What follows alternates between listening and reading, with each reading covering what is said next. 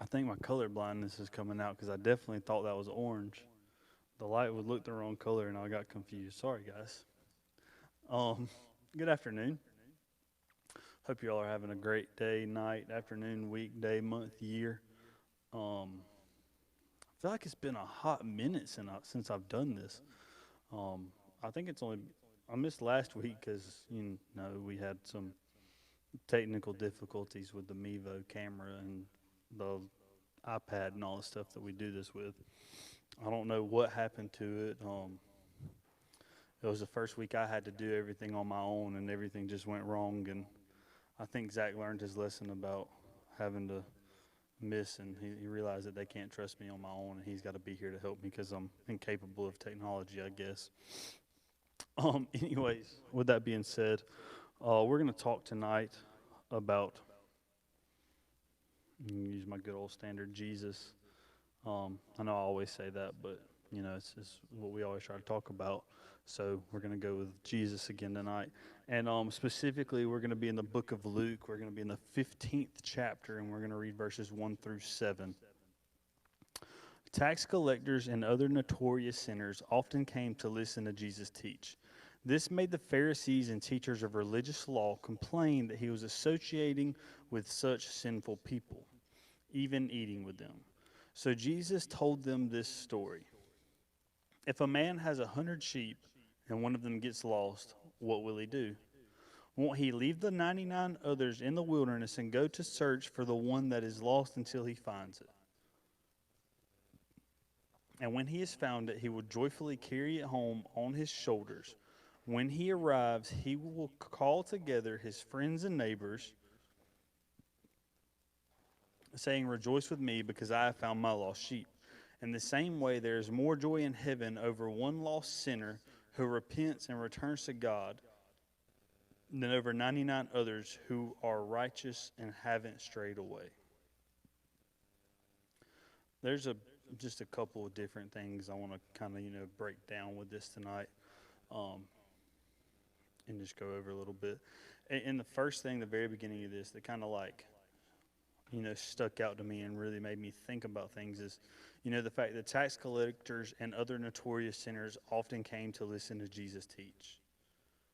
So people that wouldn't really have anything to do with Jesus, and people that weren't the quote unquote group that you would picture associating with Jesus, because I know we probably all just assumed that Jesus spent all of his time with his 12 disciples and never did anything else but talk to them. And in reality, that's wrong, and we're misinformed there if that's what we believe. Because right here it tells us that tax collectors and other sinners came to listen to Jesus preach. These are people that don't know Jesus. These are people that don't have a relationship with Jesus. But there was still something about Jesus that made them want to come listen to him. There was still something about Jesus that even though that he was talking about things that were against what they're doing and against the lifestyle they're living, they still wanted to come and listen and hear what he had to say about it. And, as a Christian, as someone who's supposed to represent Jesus and supposed to represent the light that he is to the world, shouldn't our life be lived in a way that, maybe not tax collectors, because I don't think any of us want to sit down to lunch with the IRS. They're scary people, but but sinners, to people in this world that don't know Jesus, to people in this world that don't have a relationship with God. Well, shouldn't we? Our lives should be lived in a way so that people that don't know Jesus see something different about us in our lives, and that thing should be Jesus. It should be the Holy Spirit. And these people that don't have any clue who Jesus is should want to come talk to us just because of what it is.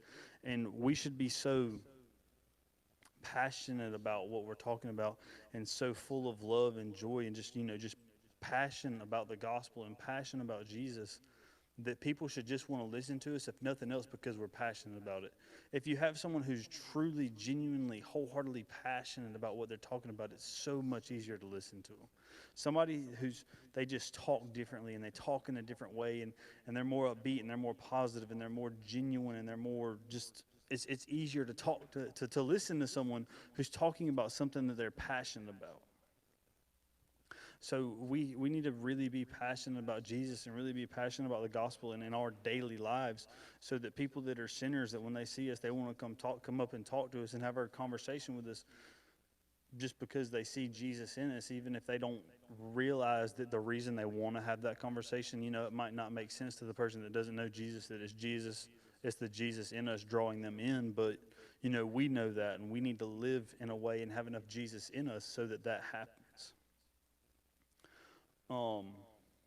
The second thing we see is the Pharisees and the religious teachers got mad that Jesus was associated with sinners. As we as a people, as we as quote unquote Christians, do we look down on other Christians sometimes because they're who they're associating with and who they're friends with? And are we not kind of hypocritical when we do that?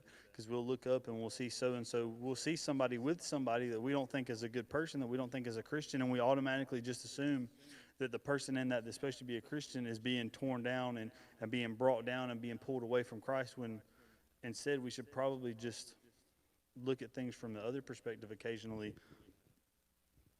and accept the fact that, maybe the person who loves Jesus in that scenario is talking to the other person about Jesus, as trying to bring them into Jesus, trying to share the gospel with them. And maybe we're so quick to judge others for hanging out with people that aren't necessarily Christians, and we're so quick to judge them, we're so quick to be hypocritical of that, because maybe we're just not doing that on our own, and maybe because we're not reaching out and building relationships with people and discipling others and sharing Jesus, maybe because we just don't ever do that in our own daily lives. We just feel like they're not doing it either, so we just assume the worst. When in reality, we probably just need to be doing better on our own. The third thing we see here is that Jesus tells this story about a shepherd who has 100 sheep, but he counts them and he realizes one's gone and he's only got 99 and one's missing. And Jesus tells us about the fact that the shepherd would leave the 99 to go find the one. And he goes on to share about the fact that once the shepherd does find the one, he doesn't get there and he's not mad at it. He's not angry. He doesn't hit it upside the head with his staff and say, "You stupid sheep." He joyfully picks it up, throws it over his shoulders, and carries it home. He calls his friends in, and they have this great feast and just in celebration over it. And he tells us that there's more joy in heaven over one lost sheep, over one lost person who comes back and accepts Jesus than the 99 who don't stray. And I know in quote-unquote Christian culture and the Christian world that the song "Reckless Love" isn't loved by everyone, and we talk about the quote-unquote reckless love of God, that phrase bothers some people, and there's some people out there that don't like it. And I don't think, I'm just going to be real honest here, I don't think those that don't like it give it a fair shake. I don't think the people that say they don't like the reckless love of God don't understand what that song's really about. Because I'll listen to it earlier and listen to Corey Asbury, the guy who sings it and wrote it, talk about it, and they're talking about Luke chapter 15 in that song. Reckless by definition means unconcerned about the consequences of an action. The shepherd has 99 sheep good. Like, he's got those on lock. He's got them all there. They're all with him. They're all safe. They're all right there. But the only thing that he can focus on, the only thing to think on is the fact that there's one missing. So he leaves the 99 there together. The 99 aren't alone. The 99 aren't left to doom. They have each other. They'll be okay. And he goes and finds the one. And that's reckless in our American worldview, because, the old adage, a bird in the hand is worth two in the bush. We feel like if we have, if you have $99, then you don't need the one type deal. And we look at things in a very, I guess, kind of American way, and we look at it into of this like grown, logical way, and we don't just see it the way Jesus sees it, and we don't just see it in that I have these 99 and they're mine and they're going to stay mine, but this one isn't mine, and if something happens to this one before it is mine, then I've lost it forever and I have no chance at it. It's like Zach. I'm going to use him as an example because he's in front of me. Zach's got like 35 kids. If Zach was putting all his kids to bed at night and they got down to the 35th kid and he has 34 kids sitting there in their bed and they're all asleep, and he realizes that one's missing, but he knows that other 34 are safe, there's going to be a panic and there's going to be a worry until he finds the one. And you're going to run and you're going to search and you're going to look high and low and you're going to look everywhere you can possibly look for that one. And that's the same thing that Jesus does for us. And that's the same thing that no matter where we go and no matter how far we wander away and no matter how far we stray, he's continuously looking, he's continuously seeking, he's continuously pursuing us, he's continuously looking for us. He's not only willing to leave those that he knows he has, that he knows have already picked him, he leaves them and looks for us. And then when he gets to us, he's not mad that we ran from his call. He's not mad that we ran from him. He's not mad that we didn't turn to him. He's joyful that he's there. He picks us up and he carries us home because he's just happy to have us. He's just happy to know that our heart is his. And I think that, to a certain degree on that, we all also have to be honest with ourselves and say, well, am I part of the 99 or am I the one that Jesus is looking for? And if we honestly answer and say, well, I'm the one that's lost, then maybe we should stop and look up and pursue Jesus and look for him. And on the other side of that, if we're Christians and we're saved and, we're good church people and we're a part of the church and we're sitting here in church, do we just come to church every Sunday morning content to be a part of the 99, or when we leave here are we looking for the one? Because the Great Commission, our call as Christians, isn't just to come to church and hang out with other believers on Sunday morning and sing a few songs and listen to a message and go home and then come back and do it all the next week. We're called to go out and make disciples. We're called to go out and share the gospel. So if we're a strong part of the 99, when we come into the church, we shouldn't just be content with just coming and being here. We need to go out and look and go out and be Jesus with skin on the people in this world and share the gospel and share the love of Christ to other people, in attempts to draw them in and to bring them in. We shouldn't just come in and sit here and, go through worship with the worship team and, then listen to Pastor Donnie preach and then leave and wonder why things are always the exact same Sunday after Sunday when we're not doing anything between the week. The same way a shepherd, let's just be honest, people that are waking up and coming to church through the coronavirus pandemic and all this stuff going on, most of those people that are going to come into church are probably pretty saved and pretty in love with Jesus. Most of those people don't need, me to go tell them that Jesus loved them and died on the cross for them. I sat in here this Sunday, and there's a lot of those people that have been saved longer than I've been alive, and that's just the truth.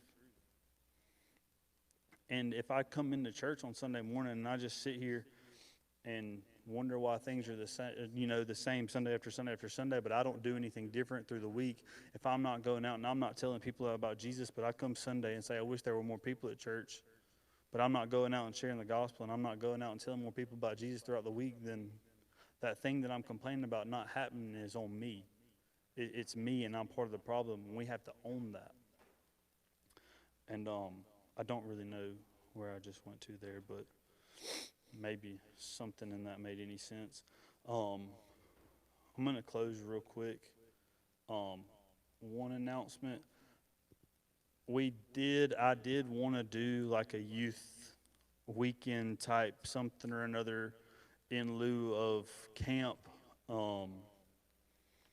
this month. Unfortunately, with the way things are progressing in the world right now, we think it's in our best interest and health and safety for us as a church and for our students to kind of postpone that and kind of relook at something in the fall once we kind of really know what we're looking with all this, because it's hard to plan when you look at everything going on and it seems like everything's different every day. So it's just hard to make any plans when we're just kind of trying to ride the wave with you guys.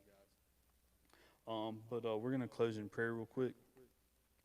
God, we thank you for this day and for everybody that's listening to this. And God, I pray that somewhere through what I said tonight, that it made sense to somebody, and that somewhere between, my mouth and this microphone and going through the sound system and through internet land and coming out somebody's phone or computer, that it made sense, and that you would speak to somebody, God. And I pray that you would just give us reassurance and peace to know that you love the 99 and you love the one, God. And I pray that you would give us a heart that would be willing to worship and rejoice when the one comes home and joins the 99.